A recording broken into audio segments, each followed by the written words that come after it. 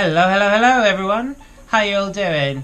Welcome to another episode of Reseason. Author, traveler, crazy person, pick one, or all of them, whatever.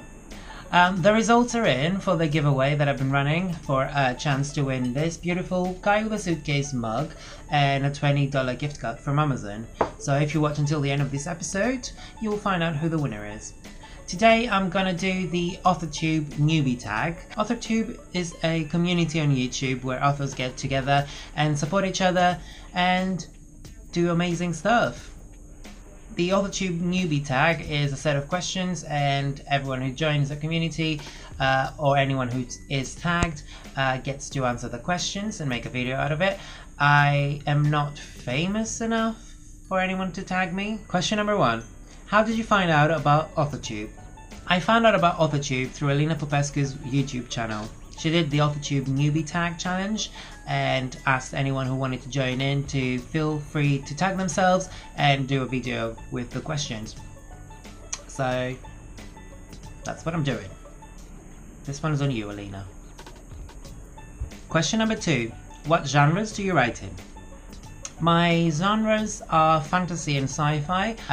I've written a fantasy, urban fantasy, mermaid, young adult fiction trilogy, well, the first one in the trilogy, which is not yet published, but I will be publishing it this year.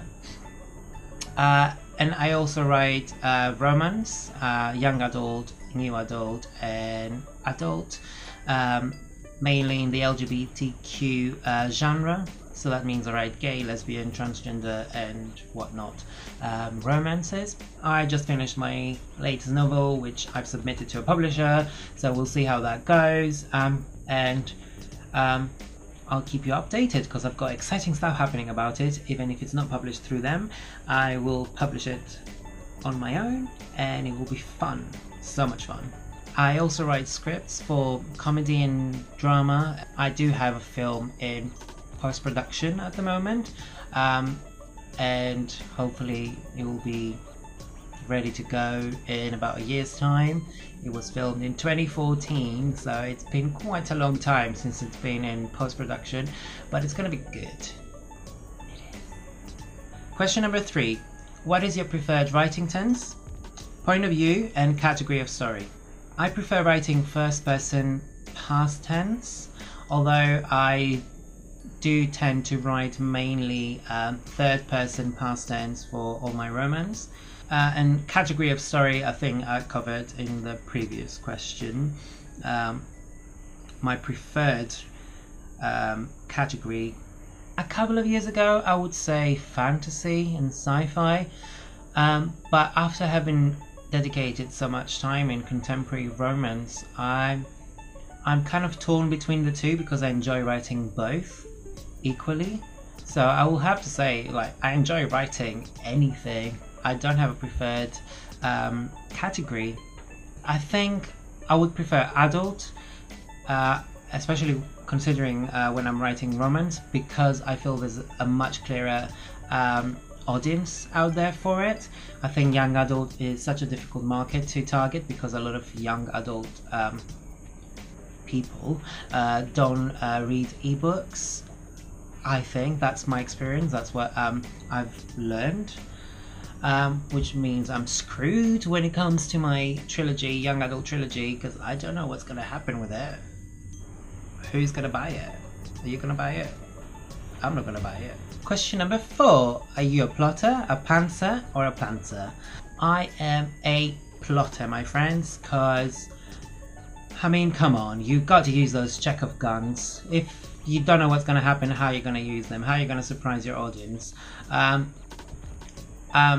feel, for me at least, plotting books makes them go out faster in terms of writing. I am not such an intense plotter that I will not allow myself to deviate from my outline. It happens quite a lot actually, but I still have my outline, or I will readjust my outline if I go askew.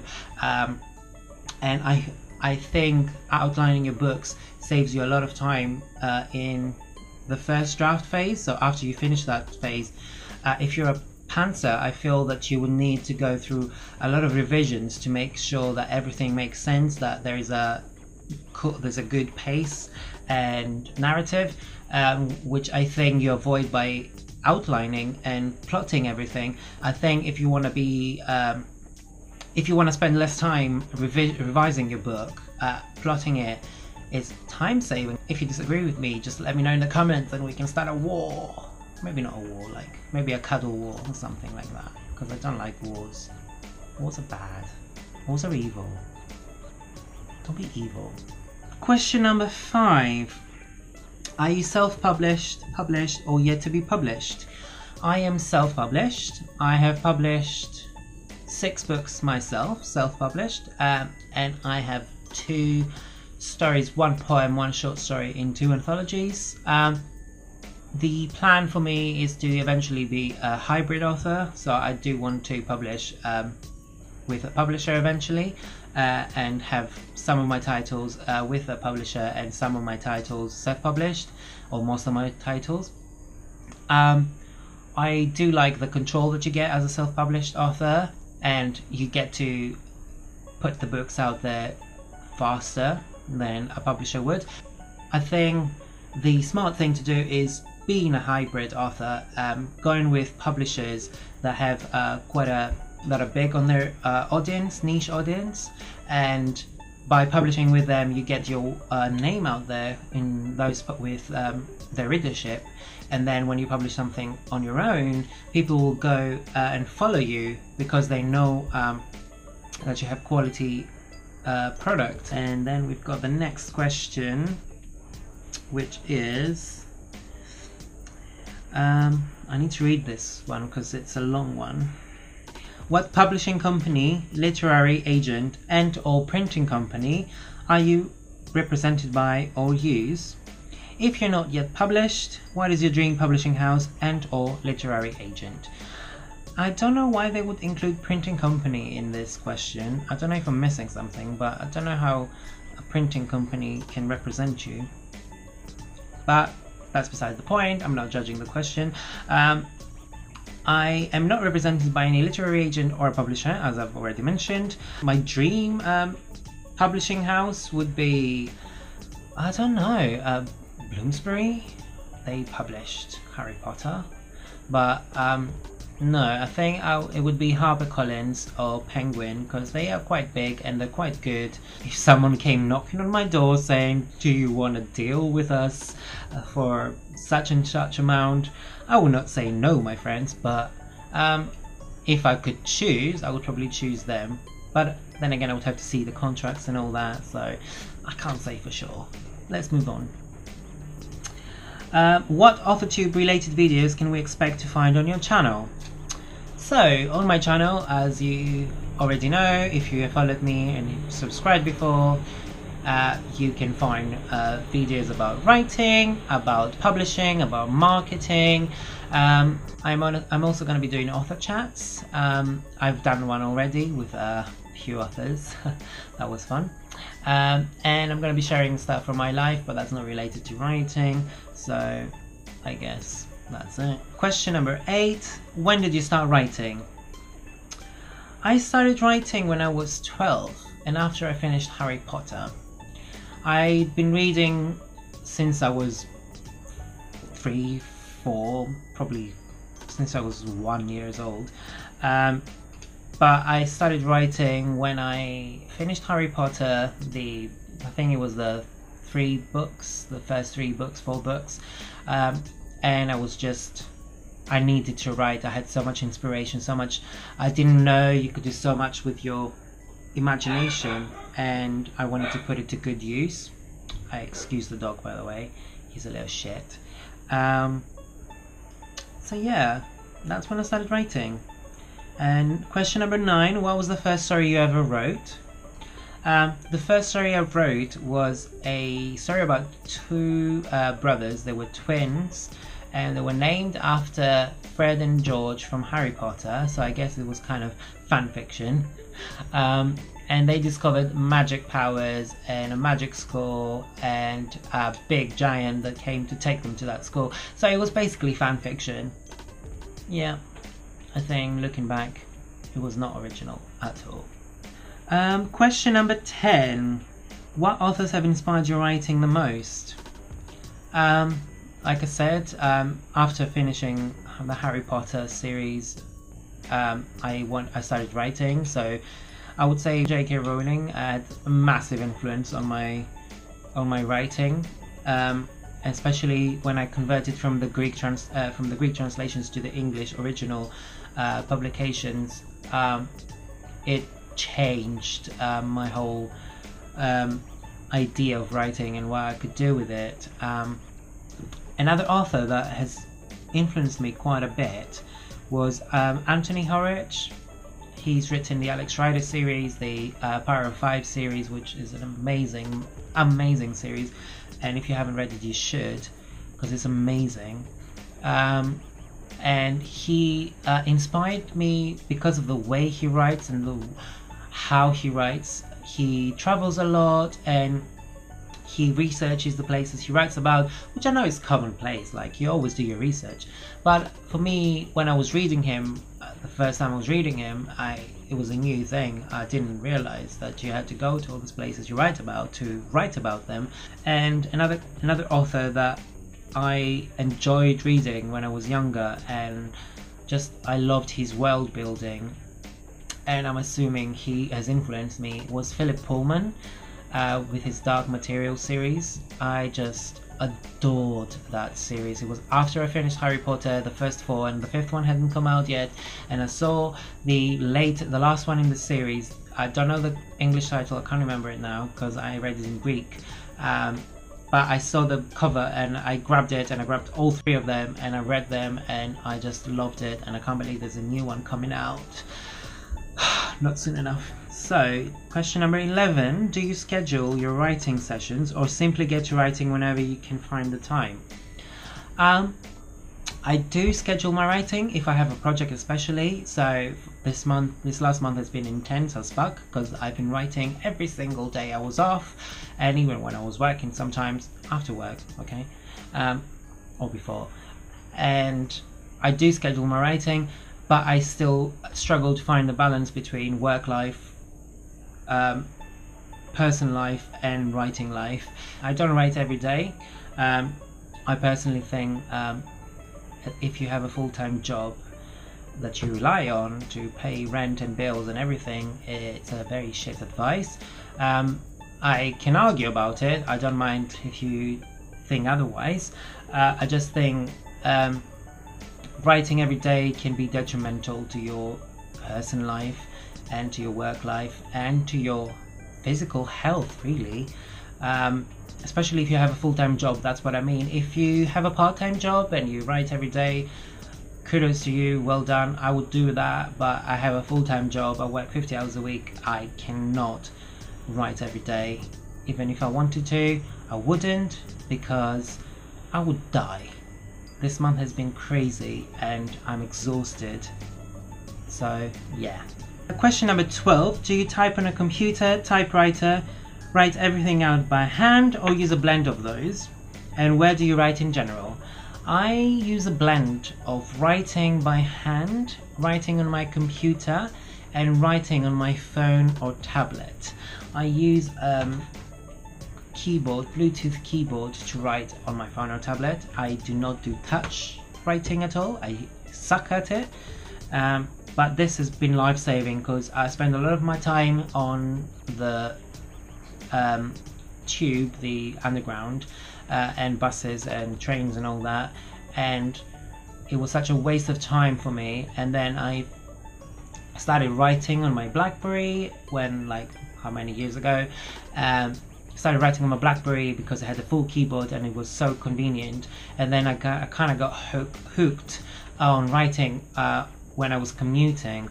So then I discovered there's a Bluetooth keyboard. I didn't know that, and I bought one and it saved my life. I wrote a full novel while commuting, basically, and I can write anywhere. I can write on a home, which I didn't realize I could, because before I moved into my current house I didn't think I could write in my house, because I used to live in one room and I had a tiny little space where I slept, and I could not imagine myself doing anything other than that in that tiny space. But now having a bit more room and actually putting some restrictions to myself and doing some sprints, because they're life-saving. If you want to finish a novel, do sprints.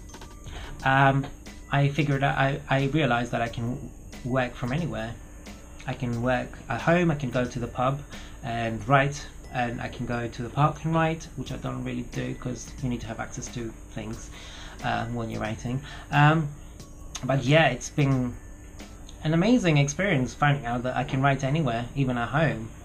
Saves me a lot of money, that's for sure, but I am very productive when I write at home, and I set myself time limits, which is why I said in the first episode, do some fucking sprints. That's how you're gonna finish your novel. Hear me?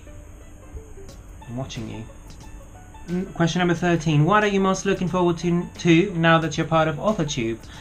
I am looking forward to meeting more authors in this community and engaging with them, interacting with them, and meeting with more readers, and I don't know, and doing some collaborations maybe, and doing more tags because they're fun. I enjoyed this video so much so far. Yeah, that's what I'm looking forward to. And that's it. That's the end of the questions. Amazing. Now that I'm finished, I wanted to say that I'm going to take a break from next week's episode, literally because I am exhausted and I need some time to myself and to dedicate to my fiance, because he's gonna kill me. It's true. If you find my body, you know who's done it. So I am gonna take the next week's episode off, but I'm gonna come back the week after with some exciting stuff. I think I know what I'm gonna do, but I'm not sure yet. So you can influence me if you want me to do a specific topic, if you have always wondered about something and you don't know the answer, or you want to hear my take on it. Just send me a message, comment below. I will do it, because I'm desperate like that. I really am. And I love you also, but I'm more desperate than that, you know. It's time for the winner, I think. You ready? And the winner of the giveaway is Layla Doran. I will message you privately, but if you see this before that, please message me and we can arrange for your present and your $20 gift card from Amazon to be delivered to you. Oh shit, sorry, I forgot.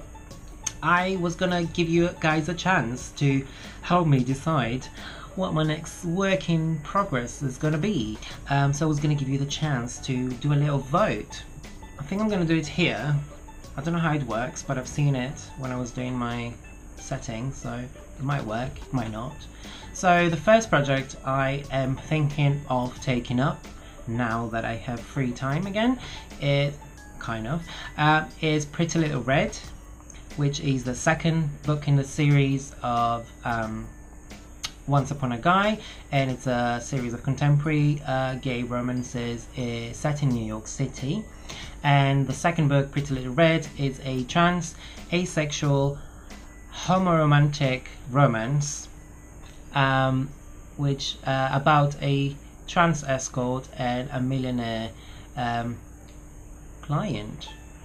The next project I was gonna do is the 6th fairy tale in the Quirky Tales series, Rapunzel, and that is a lesbian retelling of Rapunzel, and it's exciting, and it's going to be called Rapunzel and the Dragon Witch, and it's going to be the last one in the Quirky Tales series. And another project I was thinking of getting back to was my sci-fi adventure book called The Blood Pilgrimage, and it's about a young girl cast away from her home planet into this galactic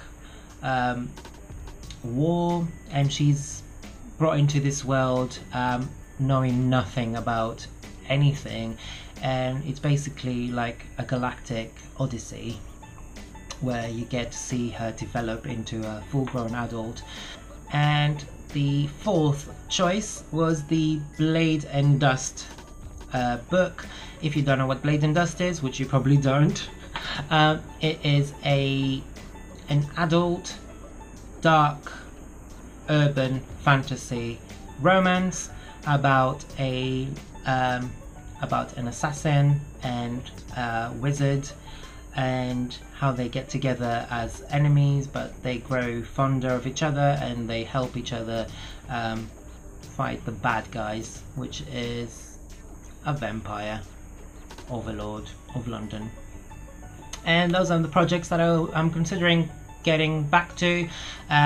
Please vote, and I'll probably do that if I want to.